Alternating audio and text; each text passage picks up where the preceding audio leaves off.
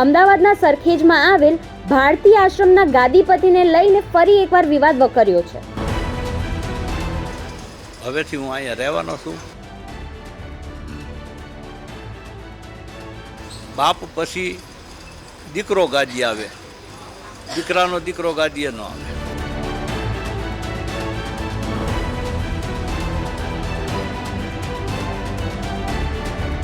તો મારું સ્થાન છે અને હું ઘણા સમયથી મતલબ આવજા ઓછી હતી।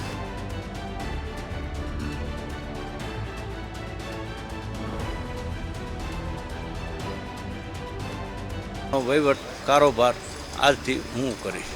નમસ્કાર, ન્યૂઝ ફોર ઇન્ડિયામાં આપનું સ્વાગત છે। હું હિમાની આપની સાથે। અમદાવાદનો ભારતી આશ્રમ ફરી એકવાર વિવાદમાં સપડાયો છે।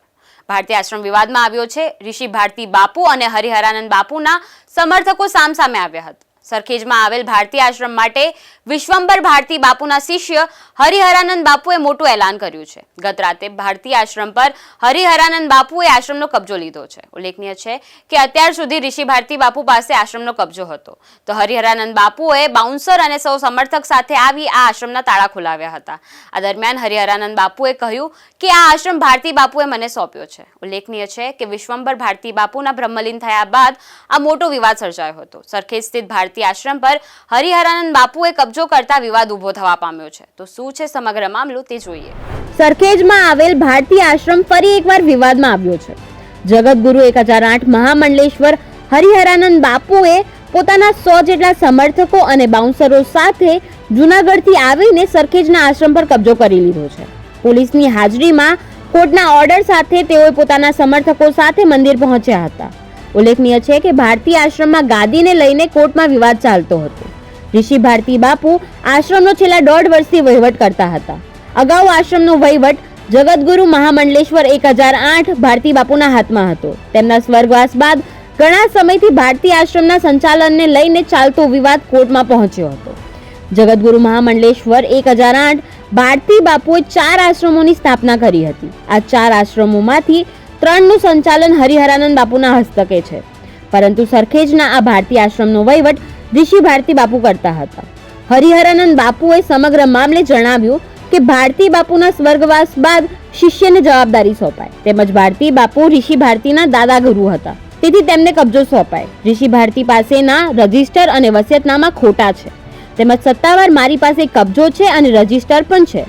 ઋષિ ભારતી છેલ્લા 3 વર્ષથી સંચાલન કરતા હતા, પણ કોઈ ઓડિટ થયું નથી, તેમજ તેઓએ હિસાબો ન જાળવી ઋષિ ભારતીએ ટ્રસ્ટને નુકસાન કર્યું છે, જેથી ટ્રસ્ટને નુકસાન થયું એટલા માટે મેં કબજો લઈ લીધો છે।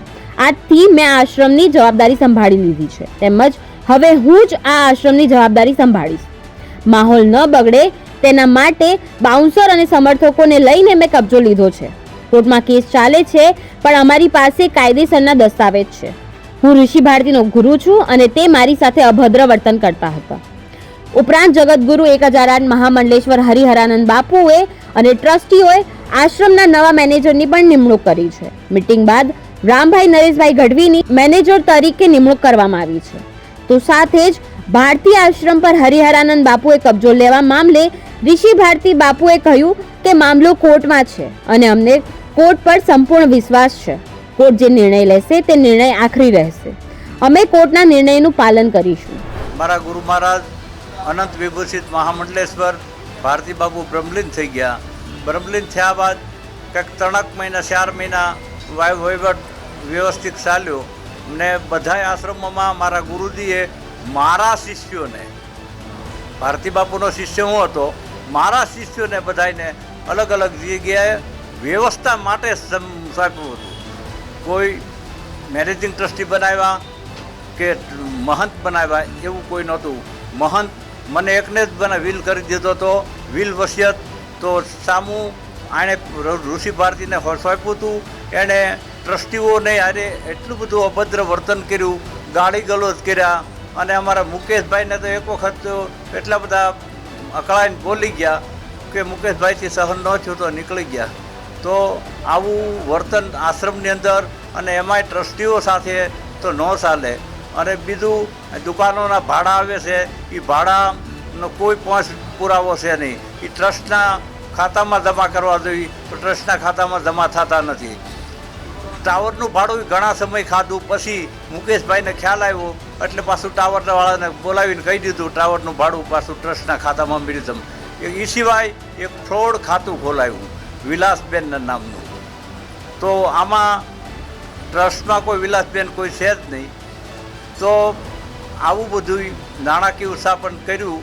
તો ઉત્સાપતના હિસાબે ટ્રસ્ટીઓ પણ કંટાળી ગયા હતા અને મને કીધું તમે હવે અહીં રહ્યો, તમે નહીં રહ્યો તો આ મિલકત બધી રફે દફે થાય. અને હું તો બધા આશ્રમોમાં ફરતો હોઉં, જુનાગઢ રહેતો હોઉં, કેવડિયા હો, વાંકિયા હો. તો હવે હું સ્થાય અહીંયા રહે અને વહીવટ મારે હસ્તક લીધો છે. નહીં નહીં